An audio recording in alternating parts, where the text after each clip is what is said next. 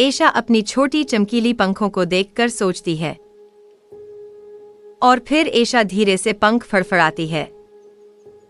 मिलो पेड़ पर चढ़कर एशा को देखता है। एशा नदी के किनारे धीरे धीरे चलती है। मिलो ताली बजाकर एशा को हौसला देता है। सारे जानवर एशा का मजाक उड़ाते हैं। एशा उदास हो जाती है पर हार नहीं मानती। मिलो वहां आता है और एशा को प्यार से थपथपाता है। एशा जोर जोर से पंख फड़फड़ाती है और फिर मिलो खुशी से चिल्लाता है।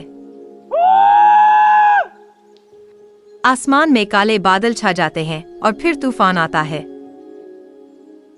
एशा तूफान को देखकर डरती है और कांपती है। मिलो चट्टान की ओर इशारा करता है।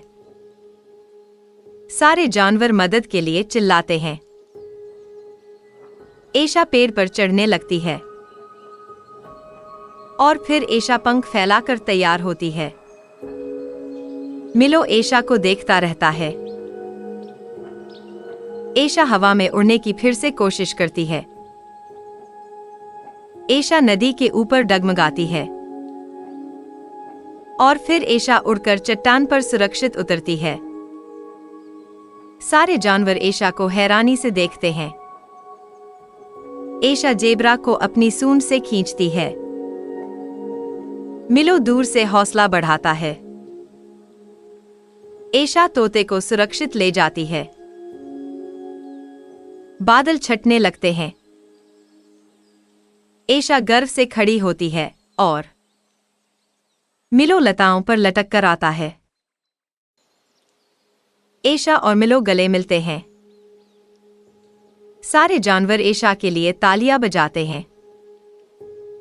एशा की पंखें धूप में चमकती हैं। मिलो एशा की पीठ पर कूदने लगता है और फिर जंगल सुनहरी रोशनी से चमकता है। एशा आत्मविश्वास से पंख फड़फड़ाती है। मिलो सारे जानवर को हाथ हिलाता है। एशा चट्टान के किनारे चलती है। सारे जानवर एशा को सम्मान से देखते हैं। एशा मिलो को मुस्कुराकर देखती है। मिलो गर्व से सिर हिलाता है। एशा फिर से उड़ने को तैयार है। एशा आसमान में चमकती हुई उड़ती है।